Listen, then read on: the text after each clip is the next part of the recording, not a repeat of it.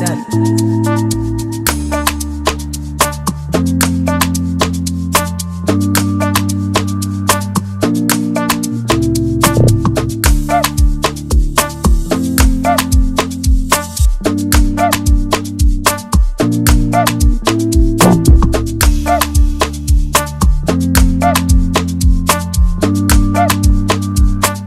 guys, welcome back to Building Ghana's Future, a place where we build homes for Africa and her children.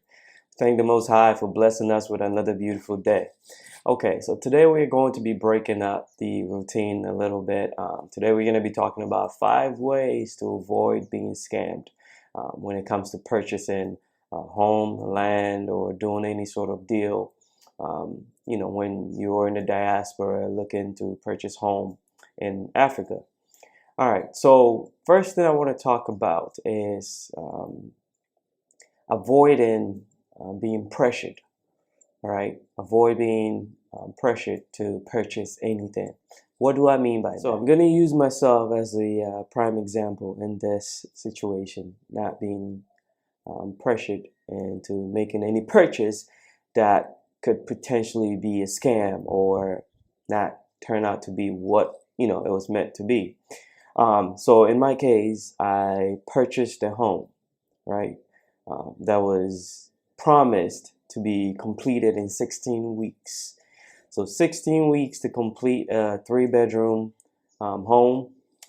And I had, I think, 3 days or so to make the 50% payment in order to get the deal. All right. So the home, I believe, was going for $75,000. And to get the deal, I was going to get it for $65,000. So it's about $10,000 savings at that moment. And so, knowing the location of the place and the price it was going for sounded like a great deal. And time was not on my side if I wanted to be, in that deal, to get that deal. So I jumped in, I gathered up my funds, sent in my payments before the timeline, and 50% was in. And within 3 months, I had made the rest of the payments to complete the full 100% payment. This was last June, okay? If you do your calculations, I should have my building fully completed by now. So let's see, June, July, August, we're going into September. We're a year and 3 months in, and I don't even know if I have a foundation because the building plan, they haven't numbered the homes that they're building. So the best that I could have as we speak right now is a foundation. And I'm not in this boat by myself. There are hundreds of people, if not thousands, that jumped into this type of investment. And as we speak right now, a lot of people are looking to get their refunds, all right, with interest on top of that. And this is, at this point, is a well-known company in Ghana, a well-known developer. All right, so I mean, the phase that I ended up in is supposed to have 800 homes plus. All right, and that was phase 3. They have phase 2. They have phase 1. Who knows what other phases they've put out for people to invest money in as we speak. So, is it a scam? In a sense, yes. They're building the homes, but are not at the pace that they had promised people.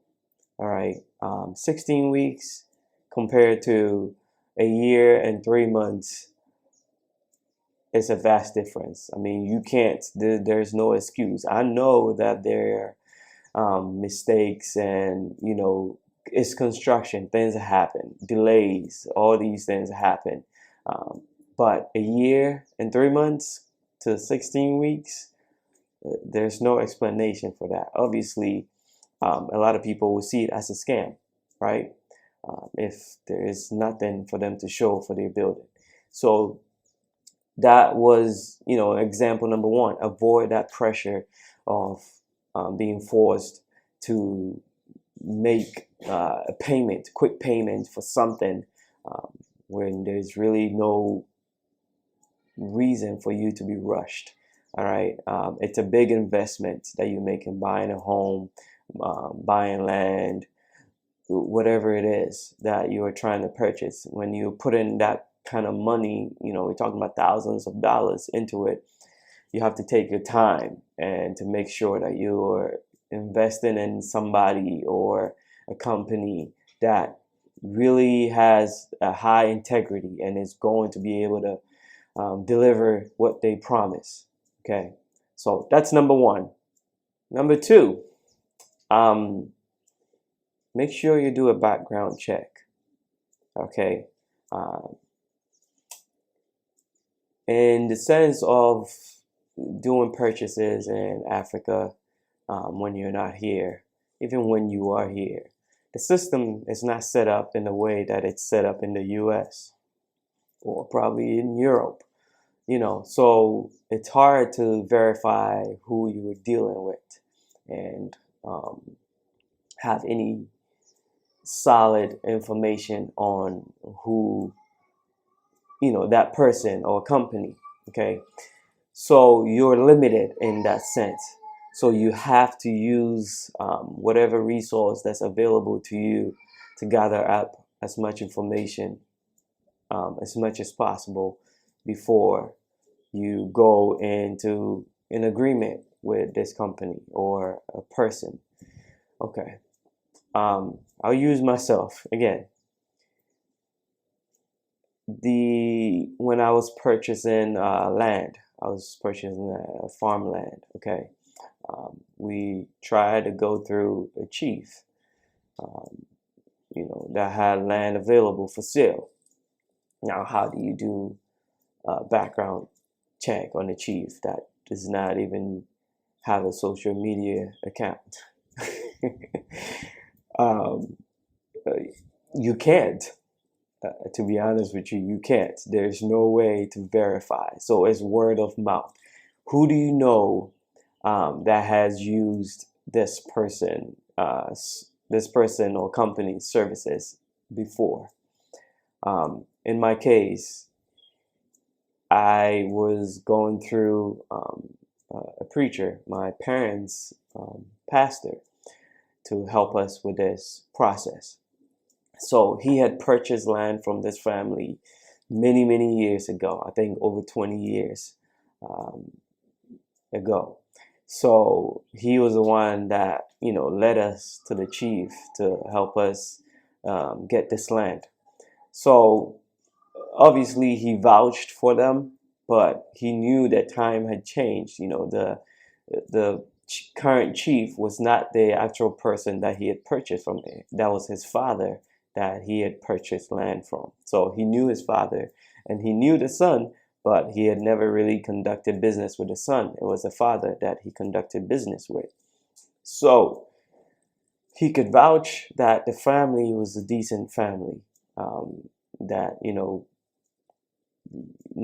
things didn't go 100% when he was buying his land. He had some issues with it, but as of now, he's okay. He's still on the land, so it's some sort of credibility that when you purchase land from them, you're not going to lose it. You're gonna keep that land. There might be some people or whatever that come to challenge you having that type of property or that land, because it's when it comes to the chieftaincy type of purchases, usually other family members might not have the knowledge that one person is selling the land. And so after one son has sold you the land, the other son or other sons or children will come down later down the road to say, hey, who sold you this land? This land, we did not sell it to you. And if you want to stay on here, you have to pay us something. You have to pay. So some people end up paying twice, 3 times to keep the land that they have purchased, you know. So it can be very hairy in a sense when you want to deal with the chiefs in that way. So you kind of have to be very careful. So that's why it's important to ask as many questions as much as possible, and that's how you're going to perform that background check. Ask questions, ask away until you yourself you're satisfied with the answers that you get. All right. So that's number two. Number three. Okay. So this is more so on the type of transaction you make. All right. When you're making payments. Um, Try your very best not to do cash deals, all right? Because cash cannot be traced if you hand cash to someone. It cannot be traced. So, in a sense, those of you in the diaspora that are looking to make these um, purchases or investments in Africa, you are in a sense protected because unless you are in Ghana or whatever country that you're going to hand somebody cash, most of the time you're going to be transferring that money, wire transfer. You're going to be doing um, money transfer, through what do you call it? All of these sort of apps that we have available to you now: TapTap, SendWave, Western Union. All of these type of transactions, in a sense, can be traced. All right. Money transfer is sketchy because I have a story about money transfer, and it didn't go too well for me. I was a young guy, looking to make my first purchase online, and I got scammed. Yes, they took my money, and I never saw a penny back. So when you're using Western Union, just be careful. All right. When you use things, apps like TapTap or SendWave or Cash App, usually it has ties to the person, their personal information, their name, their location, and all these things. So you can, if you fight, if you fight it, you will be able to locate and get some information, probably with the help of the police. All right. So those are safer. Doing those bank transfers and stuff is safer because they can trace them. But when you're handing cash to somebody, it can't be traced. All right. So go through those processes to make sure that at least if you get scammed or if the person is not holding up their end of the deal, you at least can follow through and trace, where that money went to, who it actually went to, and have a little hope in trying to get your money back. Okay, so that's number three. Number four, make sure you pay attention to the contract if there is any. And I say that because we are in Africa. A lot of deals happen, and oftentimes there might not be any written contract. All right, especially when you're dealing with the chiefs and that sort of deals. They might not have anything written down. It's more so facial, um, value type of thing. So I'll give you an example. You're buying a land from some chief in a village. All right, you go and meet him and say, "Hey, I'm looking to purchase some land, and I've heard that you have acres of land available for sale. And so how can I purchase? What deal can we make?" Okay, no problem. Hey man, thanks for coming in. I have land available for sale, and it's gonna cost you, 20,000 Ghana cedis, which is roughly about, let's say, $2,000 per plot. Okay, all right, sounds good. Now, how can I go ahead? All right, yeah, make you can make whatever payments you want now, and I'll start on the paperwork to get you a site plan, and next will be the indenture, and then we're good to go.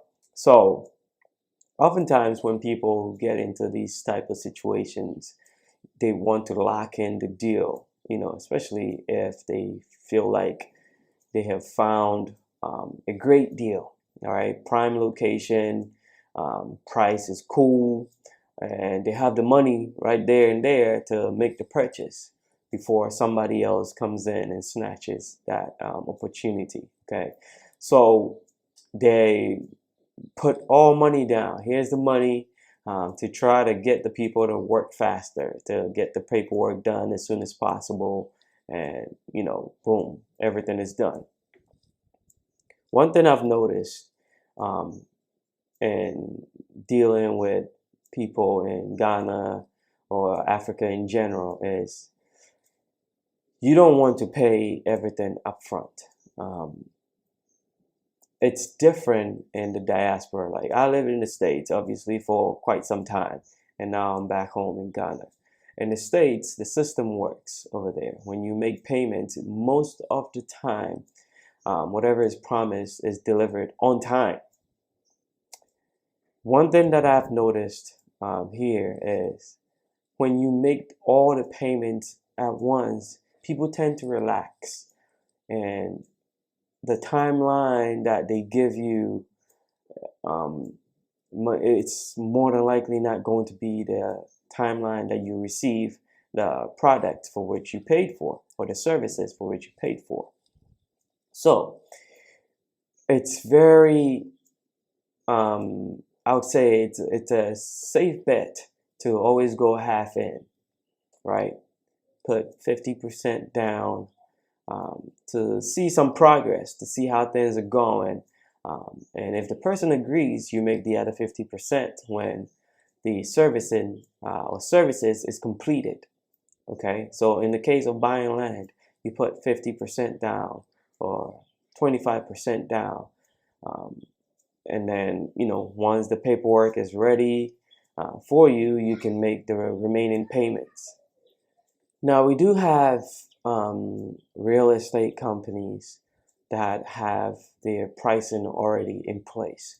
So dealing with that, just as I gave you the example before, I had to pay 50% if I wanted to get the deal. So when you deal with real estate companies here in Ghana, they might ask for 50% down, 20% down, and you make the remaining payments over 6 months or a year. Everybody have their own way of dealing, making their business or doing their business. So it will be different wherever you go. It's not going to be one fixed way that you always get to pay 25% down and then the rest you pay over time, or you pay the rest in however many installments that you want to make that payment. So I think it's advisable to always ask if you can make some payments up front and make the remaining payments when the work is completed, or a little bit further down the road. Okay, and negotiate that way. Okay, so that's number 4. Number 5, use your instinct. Okay, we all have instincts on how to deal with people, how to, whenever we're in a situation, how to deal with that situation. Do not ignore your instincts. If anything, that's probably one of the most important points you can take from this video. Okay. I'll give you an example. When I was looking to purchase land, farmland, all right, and I was dealing with the chiefs.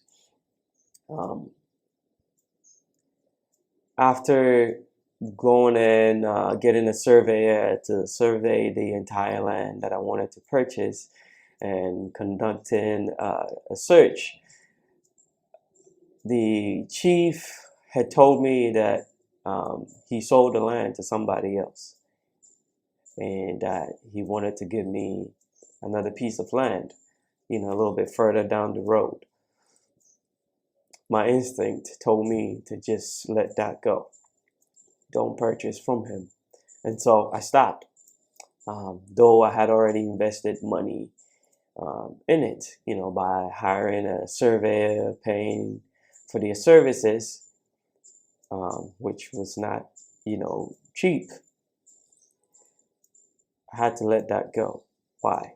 Because it didn't feel right to me.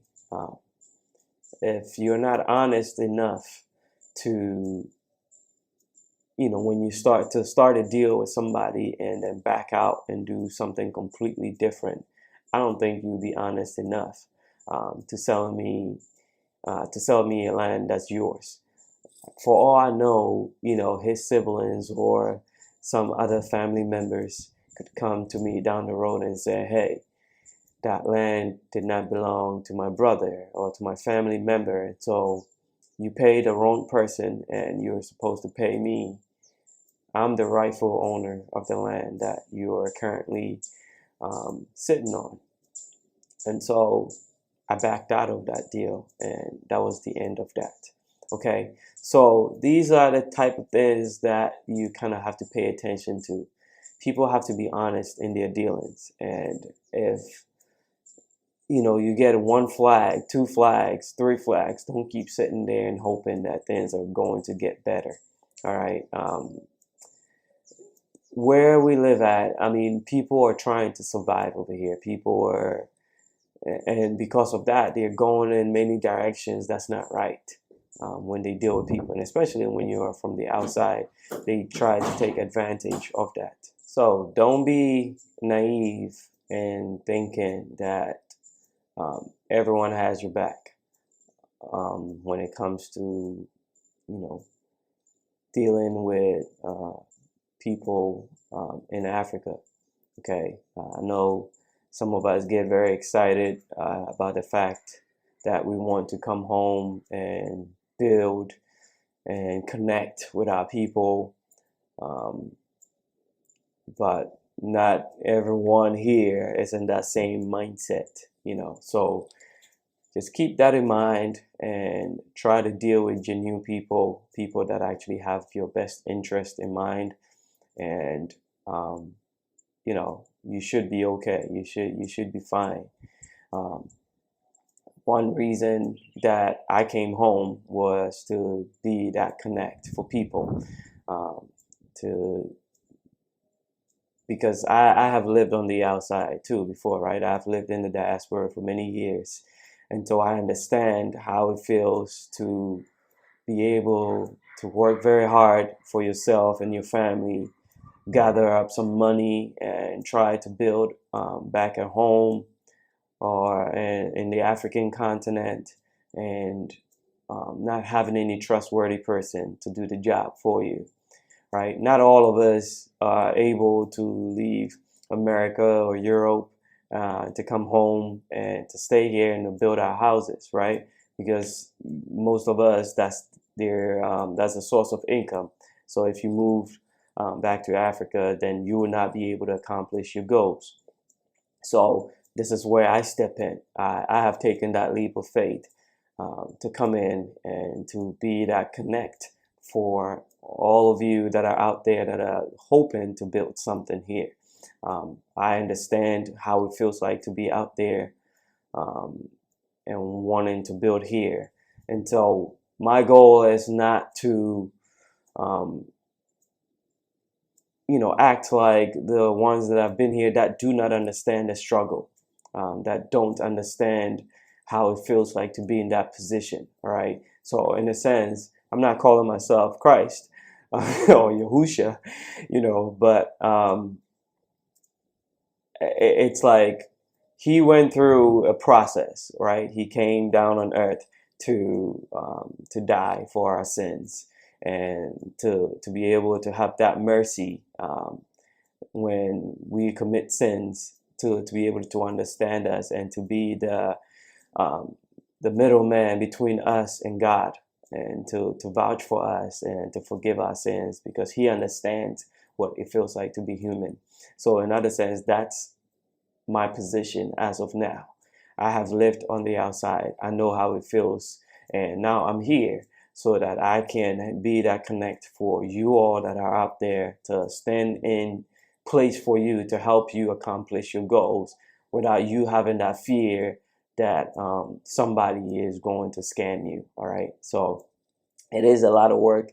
It is actually quite a little overwhelming sometimes because you want to do a good job for everyone, but at the same time, it's very time consuming. You know, having a family, building your own home, and also trying to help other people, you know, build their homes, trying to help the community that's around you, build them up as well. It's very time consuming, and it's also financially, it drains you a lot because I'm not in the States anymore. You know, I'm not getting dollars there anymore. So I have to find a way to make a living while I'm here, and also be of good service to those of you that are out there. So, you know, this is all to say that if you are looking to purchase land in Ghana, if you're looking to build a home in Ghana, if you're looking for somebody to, you know, visit your work site, um, to supervise on your work site for you, or to be a third eye, second eye on your project for you. All these things I have, you know, I'm dedicating time to support those of you that are out there so you can have the peace of mind when you're dealing with your developer or contractor, to know that, you know, you have somebody else that can verify the work that they say that they're doing, you know. So if that's something that you're interested in, and you think you might need my services, by all means, contact me, you know, through my email, through my WhatsApp, and I'll get back to you and I'll help you however best that I can, to make sure that, you know, you achieve your goals and in this process. And that's pretty much it, you know. So we'll work together to make sure that no one gets scammed out there, and that the money that you've worked hard for actually produces good fruit for you and your family. Okay, so I thank you all once again for joining me. I know this is quite a bit of a longer video than usual, but I hope you all find the information useful and helpful in your aspirations, okay, and in your journey as well. Thank you very much. Have a blessed day.